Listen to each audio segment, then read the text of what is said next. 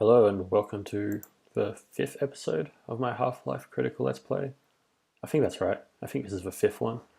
Um, in the last episode, we fought the large tentacle monster thing and destroyed it for rocket jet. On our way to try to get to the Lambda complex to find some scientists who can help us out. And then we, having nowhere else to go, burrowed down into the tunnels underneath it and found, I guess, some kind of toxic refinery. Um, and we're going to try to keep going towards the Lambda complex. Before I start this time, though, I've been told I can go in here, and there it is. I'm going to untick this Enable HD models, and then we will probably see what Half-Life, actually looked like when it launched. So it's not going to be as high fidelity, and some of my weapons are going to look quite different, but it's going to play the same. So we're going to do this in order to get a better idea of what Half-Life actually looked like. I'm also going to save my game properly, just in case I've got the audio messing up again, so I can actually, start back here if I have to re-record this. So right, we fell down there, came for water. I guess you probably just watched the last episode. It's been like a week since I recorded it, so I probably don't actually need to tell you. So as you can see, my gun is a bit blockier. Different kind of machine gun.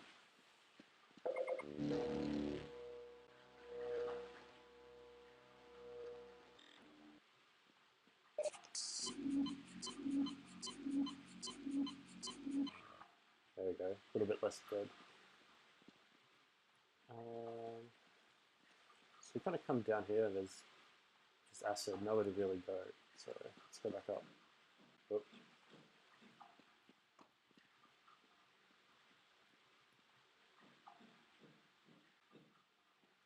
This is one of those areas where you're meant to go, which is on the pipe, isn't really clear. Well, it's clear, but like it doesn't look like the way to go. It's kind of covered by the platform. You feel like this is an actual space, and the place you go here is down there, and that we're really kind of,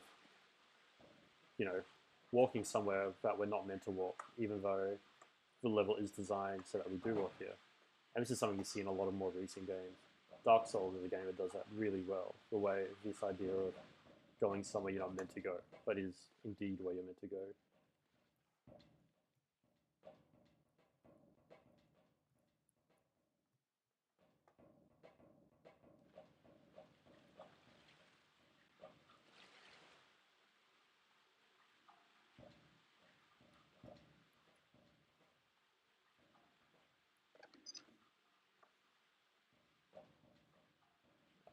I remember here.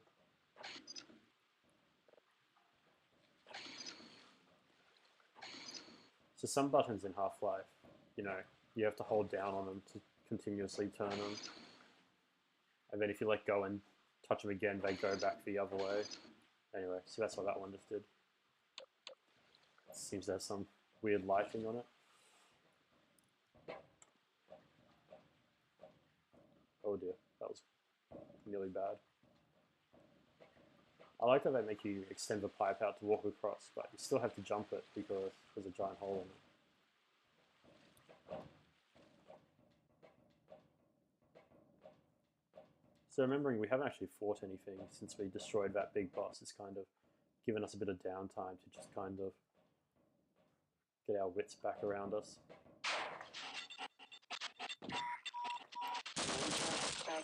Detected. And then that happens.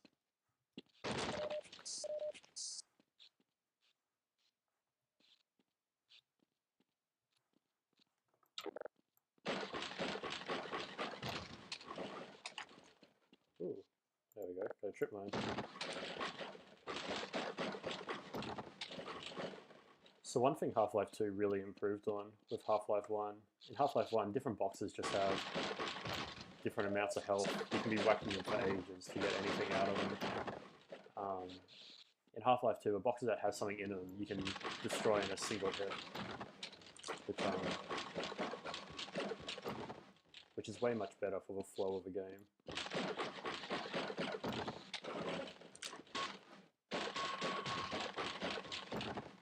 a moment like now where I've got so little health, I'm going to break into everything. So being able to do that quickly is, helps the flow of the game a lot better. Right, so here we go.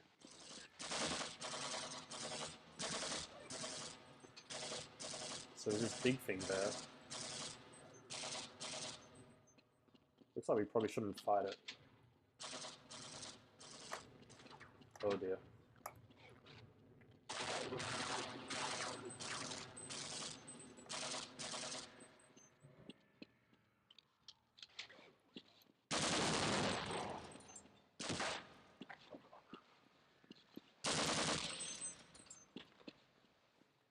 Alright, so you come out here and all of a sudden there's this giant blue thing. Looks like I probably am not going to beat in a fight.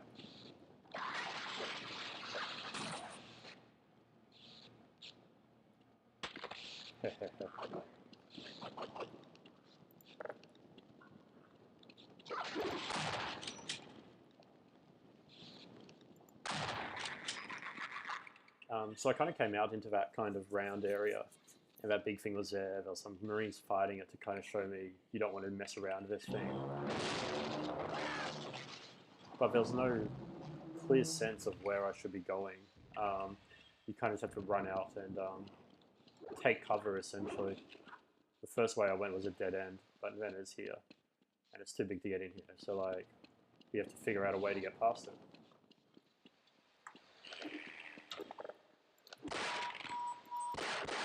Lacerations detected.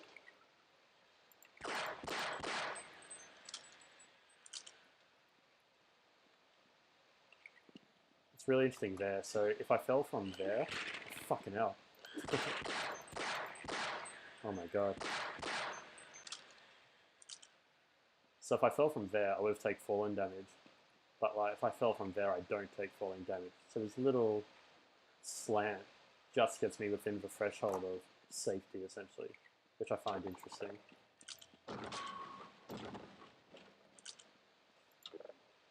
So this is really interesting. I've gone from walking around to then a boss battle with the tentacles, and then a tiny bit of walking around, and then straight into what is essentially a second boss battle. Mister, you can get the power on. That plane will take us straight to the surface. I would try it myself, but it's a long way down to the generator room, and there are things in the way.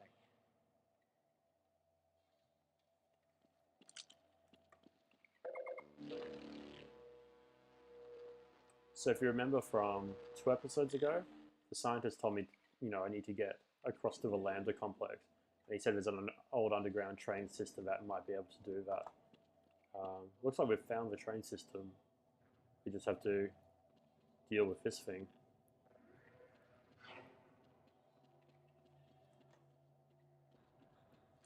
But as we can see, the track power is off. So that's something we're going to have to deal with. So, all the boss battles are puzzles like this. They're not just shooting something lots. At least for the first, most part of the game. Man. Those, head carabs terrified me.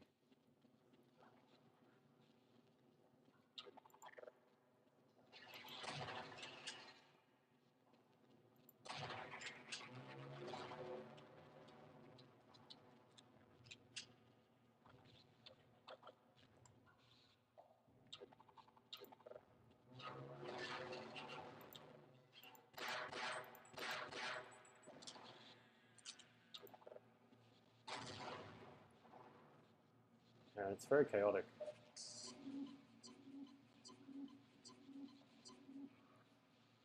So you have these pretty subtle signs. Like, you could easily miss them, but it's like, right, the power generator is that way.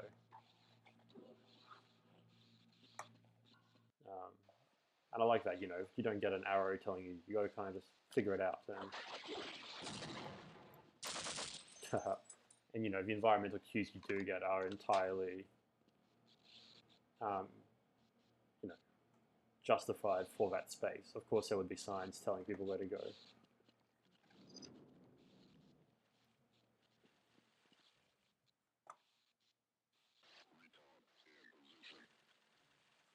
Sounds like we got some Marines.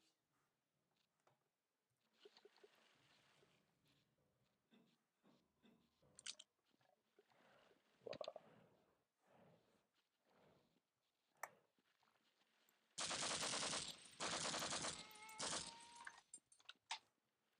I don't think I can get it there. It's interesting they bothered to put a model of a bull chicken there and not just have the guy dragged into darkness. Bullshit.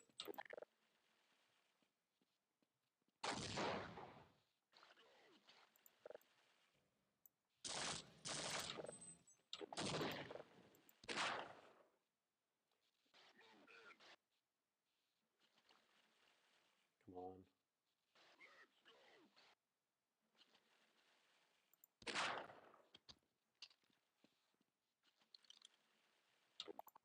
I've got grenades for my machine gun now as well. That's good to know. So you can carry like 10 grenade launcher grenades, which is a lot.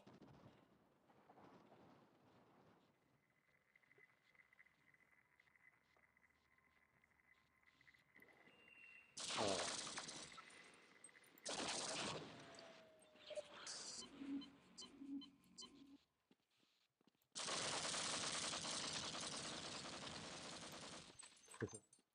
That could have gone better.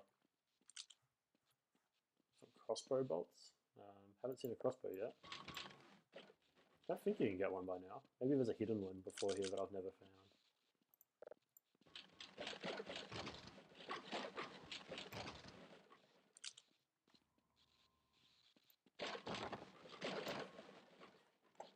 So yes, I've already mentioned it, but now that it's quieting down a bit, I think it's worth stressing again. That weird thing of having two boss battles right after each other. Just feels like this really high tenseness in the game to like kind of go to that from just wandering around.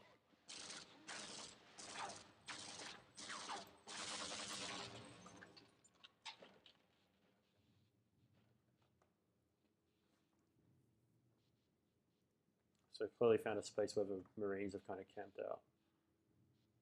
I remember dying a lot here in previous years.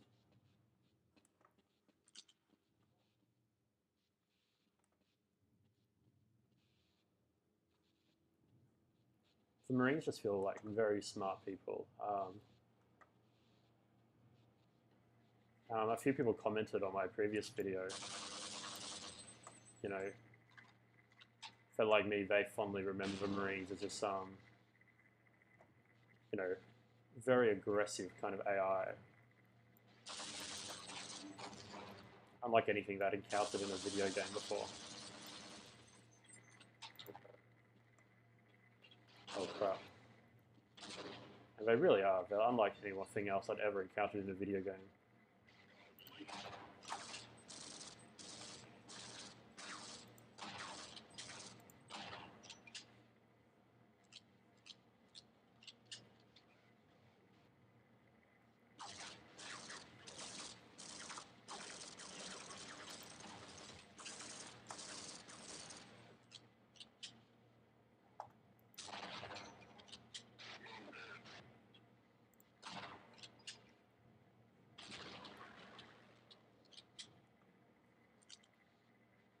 It's just chaos.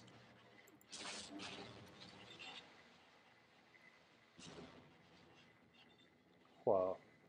I don't think I knew you could do that.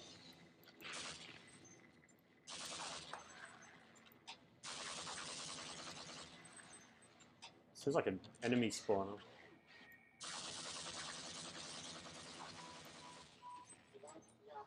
Oh my god. How many head crabs are there?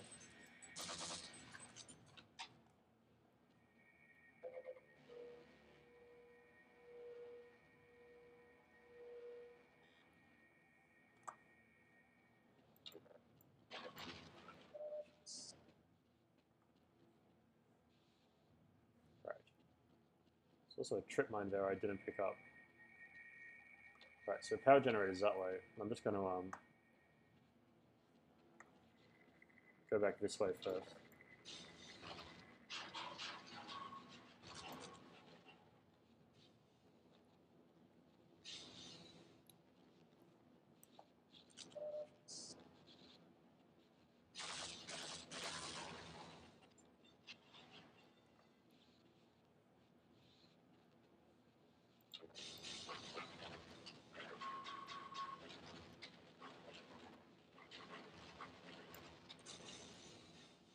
So just for those that don't know, the first expansion pack for Half-Life, Opposing Force, puts you in the shoes of one of these Marines. You rock up about halfway through, well, not halfway through, at about this point in the timeline. And you never encounter Freeman yourself, but you hear about him killing your buddies and stuff. And you never have to kill scientists yourself as well, but you're trying to do your own thing as well. It's a really interesting putting in the shoes of who's essentially a bad guy in this game.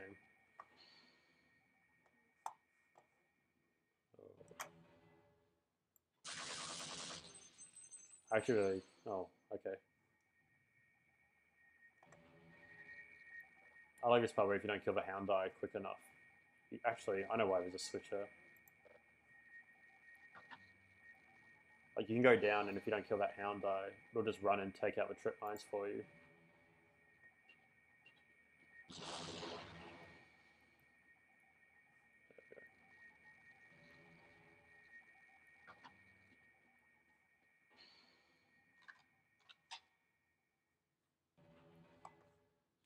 So it's a lot like the first boss battle where we're trying to, we need to get past the big boss, so we're going somewhere else to do something in order to be able to do that.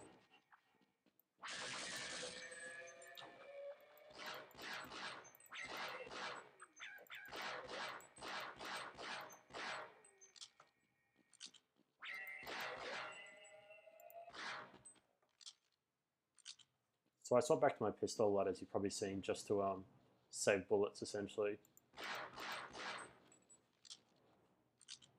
There's no use blasting half a machine gun clip at a hound eye when I know I can do it in 2 or 3 bullets.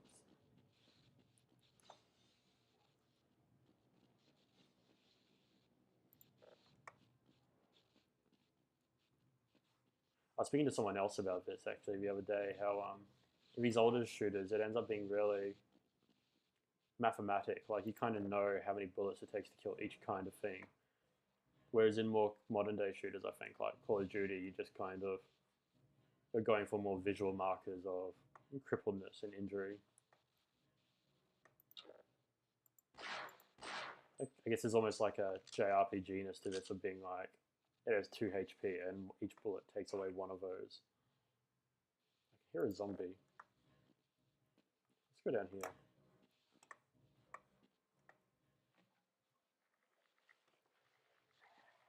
Oh, those freaking worms. I forgot about those.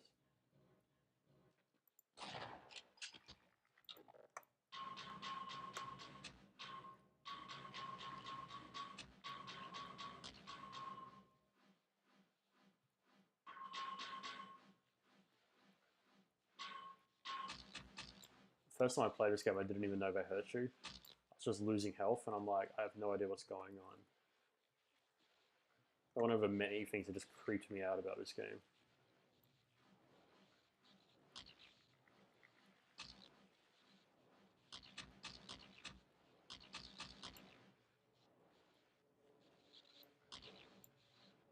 Right, so if I'd gone to that level first, like the game assumed I would have found out the generator wouldn't actually start. There were boxes in the road.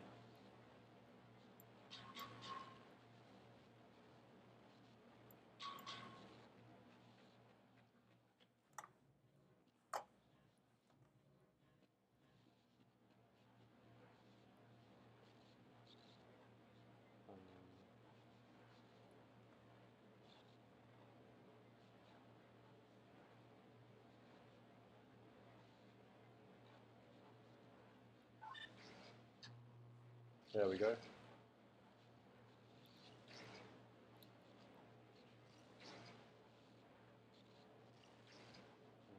I think the Marines have just arrived. I think I just heard them.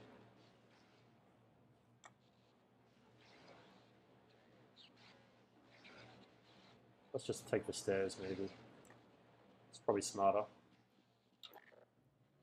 Especially if there's Marines everywhere.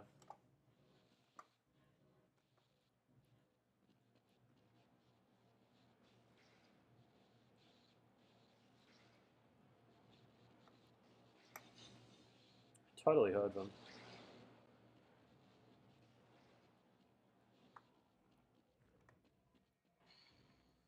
You can't give us... Oh, shit.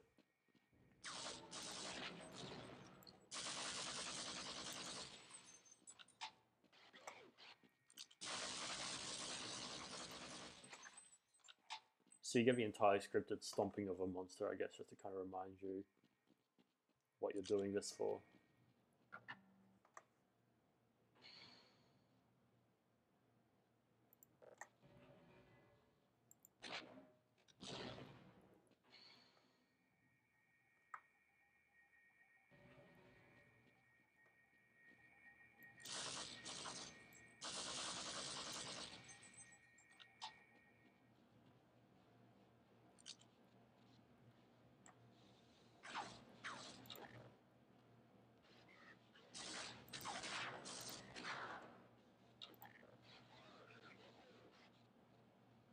Oh.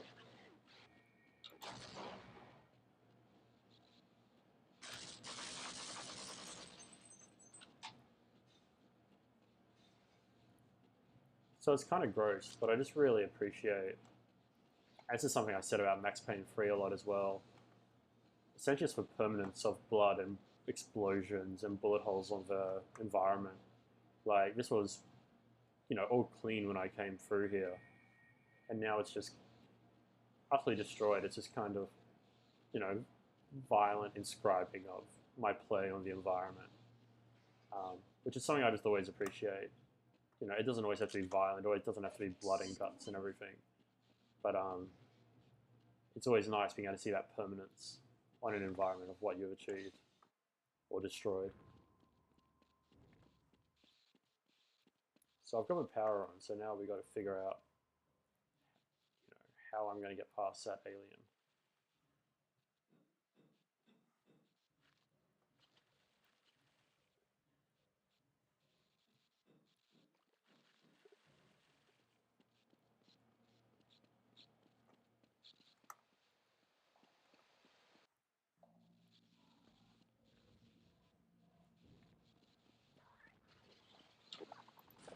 We've got some new monsters. Oh. And I find that interesting. It's clearly the same space. The old bodies are still here. But it's clearly a trigger in the game that once you've gone and turned the power on to make other monsters appear as well.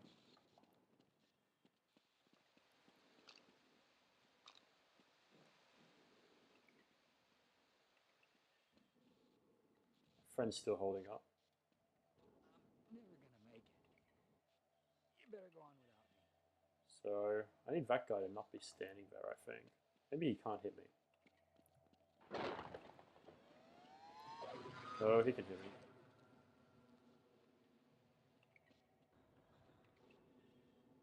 So the truck power is still off.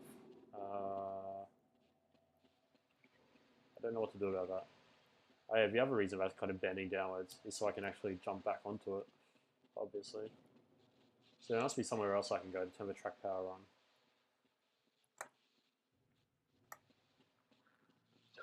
Oh.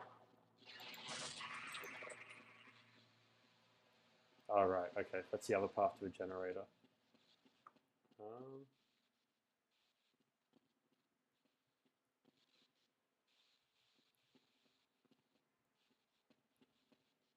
Alright, I have an idea. My memory might be not correct on this, but let's find out.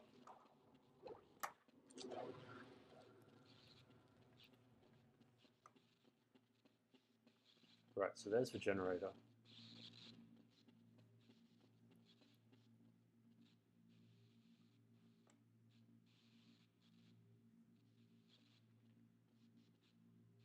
Where did he go?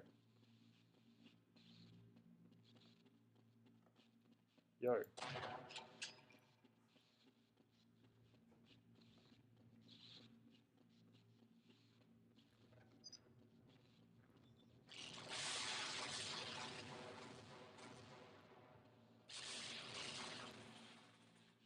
So that's not at all signposted.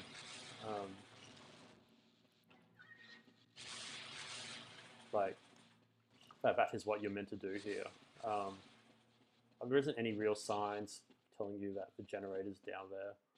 No one says anything that suggests, you know, you might be able to kill him with the generator.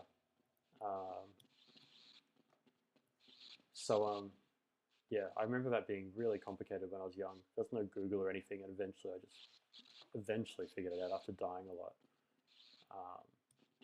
I don't want to touch the track now because it'll be electrified now that the power's on.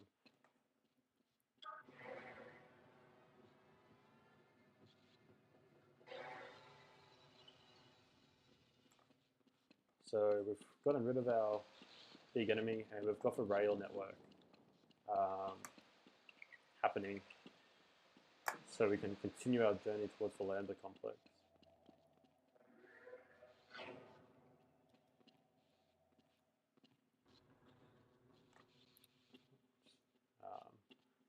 So next we have one of the weirder sections of Half-Life, which has actually been replicated in a lot of other games.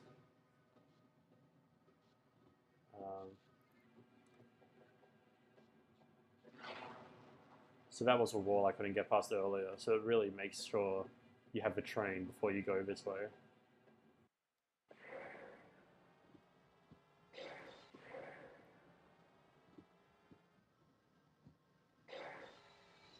Freeman, I've been waiting for you.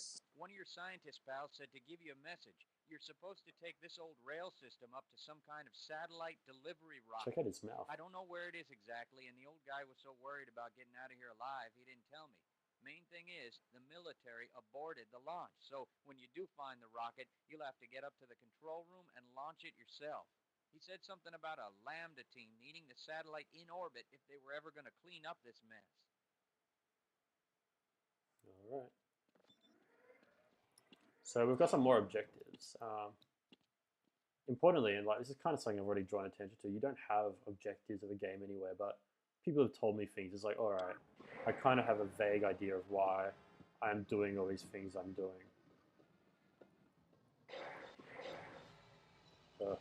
Far off. That's the worst. Oh my god, it's moving. Nope, nope, nope, nope, nope, nope. Right. So I'm going to stop there for this episode. That's probably far enough. Let's save the game properly again. Right, so we've fought two big bosses, and now we're continuing our way onto the Lambda, and we have to launch a rocket apparently through our electrified water rail system. Great. Thanks. I'll see you all in the next episode.